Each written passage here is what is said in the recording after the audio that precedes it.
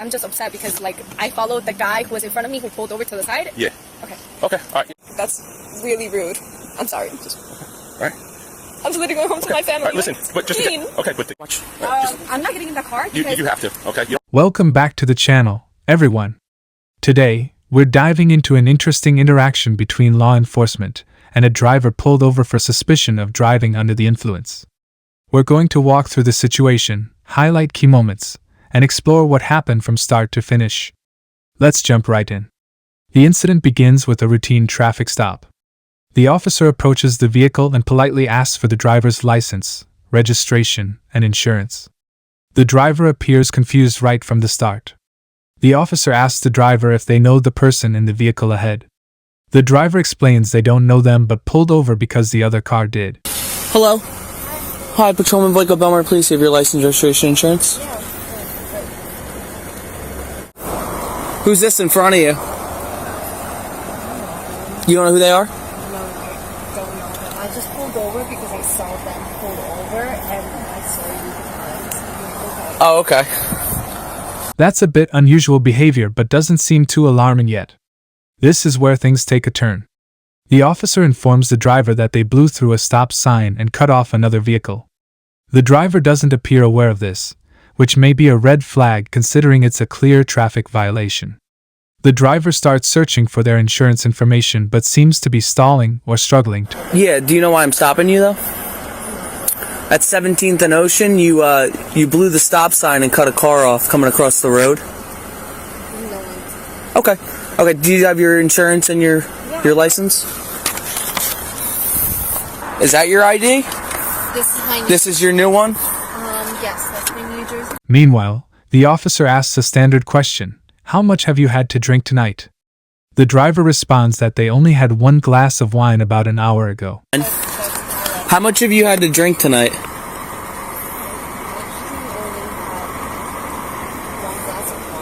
One glass of wine. Where are you coming from? About like an hour ago. Oh, okay. Where are you coming from? I'm actually down the shore. Like, I actually came from like... Now, the officer, having noticed some inconsistencies in the driver's responses and behavior, asks them to step out for a sobriety test.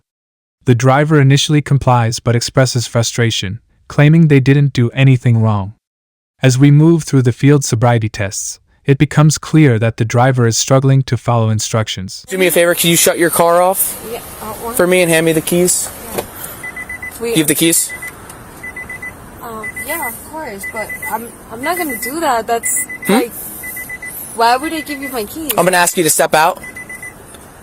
We're going to run you through some tests to make sure that you're okay to drive. Wait, I'm sorry. Like, okay, Okay? that's fine, but I don't feel like that's right. The officer repeatedly tells them to follow the pen with their eyes without moving their head, but the driver continues to shift their head, indicating difficulty focusing. So you see the tip of my pen right here? Of course. Okay, so you're going to follow the tip of my pen and only the tip of my pen with just your eyes, not your head. That's fine. Okay? All right, just your eyes, okay? Yeah. Sorry. Just your eyes. Don't move your head at all, okay? Okay, I'm sorry. Just your eyes. I'm just really upset. That's really rude. I'm sorry. All right. To get this test done, you just got to follow my pen, okay? All right, so you see the tip of the pen? Yes? All right, so follow just the tip of my pen. All right, follow just the tip of the pen with just your eyes. In this next test, the officer instructs the driver to walk heel to toe in a straight line. The driver tries to comply but struggles to maintain balance and coordination, further raising concerns for the officers. At this point, frustration takes over. The driver starts arguing with the officer, bringing up the car they followed earlier and expressing confusion over why they were pulled over. Meanwhile, the officers remain calm, continuing the process. After failing multiple tests, the officers decide to place the driver under arrest for driving under the influence. You're going to stick your foot out approximately 6 inches off the ground. You're going to look down at your toe. You're going to count out loud 1, 1,000, 2, 1,000, 3, 1,000, so on and so forth until I tell you to stop. 2,000, 3,000, 4,000, 5,000, 6,000, 7,000, 8,000, 9,000, 10,000, 11,000. Okay, just turn around. Turn around. You're under arrest. You're under arrest. Raise your hand. Wait, Just let him handcuff you, okay? Wait, I'm sorry. I have a freaking cop exam tomorrow morning. Okay. Wait, I'm sorry. Wait. The driver becomes more resistant, questioning the arrest and refusing to get into the patrol car without more explanation. I'm not getting in the car. You have to. Okay, you don't have a choice. You're under arrest. Have a seat in the car, please. Okay. I'm not going in this car without knowing You failed what the I test. did when I didn't fail no exam. Okay. I'm sorry. Get- God, this is not fair because I'm literally trying to become one of you stupid Okay. people respectfully. Okay, but well, have a seat in the car. Why are you even putting handcuffs on me? Have- I need a reason. I'm not getting in this car unless I have a reason. I need a reason. I'm not getting in this car for no reason. Respectfully, you can't do that. You know you legally you can't do that. You can't put Get into the car. You know you can't do that, right? Despite multiple requests to get into the vehicle, the driver continues to refuse, making the situation more difficult than it needs to be. Officers remain patient but firm, emphasizing that the arrest has already been made, and the driver needs to cooperate. Eventually, the driver is escorted to the station, where they continue to express disbelief about the situation. Officers remind the driver that everything will be explained later, but they need to follow instructions now to avoid further complications. After the arrest was made, the driver is taken into the police station. Here, we see how the process unfolds as they are processed for the DUI charge. Upon arrival, the officers begin reading the driver their rights. This is a standard procedure in any arrest, ensuring that the individual understands their legal rights moving forward. The driver's demeanor remains combative, still questioning the validity of their arrest. The officers explain the next steps, including the booking process and what to expect during questioning. Okay, I'm gonna read you this. It's a standard statement for motor vehicle operators. Okay. You have been arrested for driving while intoxicated, NJSA 39-4-50. The law requires you to submit samples of your breath for the purpose of testing to determine alcohol content. A record of the taking of the breath samples, including the test results, will be made. Upon your request, a copy of that record will be made available to you. That's fine. Okay, after you have provided samples of your breath for testing, you have the right at your own expense to have a person or physician of your own section take independent samples of your breath, blood, or urine for independent testing. Okay. If you refuse to provide samples of your breath, you will be issued a separate summons for refusal. A court may find you guilty of both refusal and driving while intoxicated.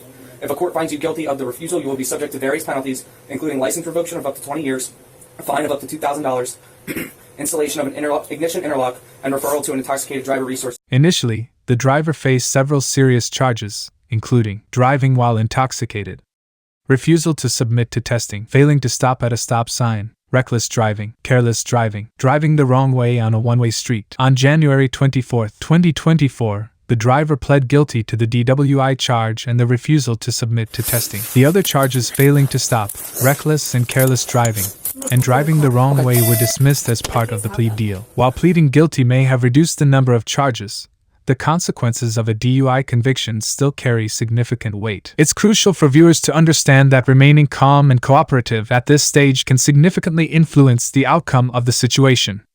Even as they are processed, the driver continues to express confusion and frustration. This reaction highlights how anxiety and stress can impact a person's ability to think clearly during high-pressure situations. One of the final steps in the process is the breathalyzer test. This test provides measurable evidence of blood alcohol content, which will play a crucial role in determining the legal outcome for the driver. The officer explains that the results of the breathalyzer will be documented and will significantly affect the charges the driver faces. It's a reminder of how critical these tests are in DUI cases. As we wrap up this segment, it's important to reflect on how decisions made during a traffic stop can lead to serious consequences. This scenario serves as a lesson on the importance of understanding one's rights and the implications of driving under the influence. What do you think could have changed the outcome for the driver? Should they have acted differently during the stop? Let us know your thoughts in the comments below. Don't forget to like and subscribe for more insightful content. Stay tuned for our next video where we'll continue to explore real-life scenarios and what we can learn from them. Thanks for watching, and see you next time.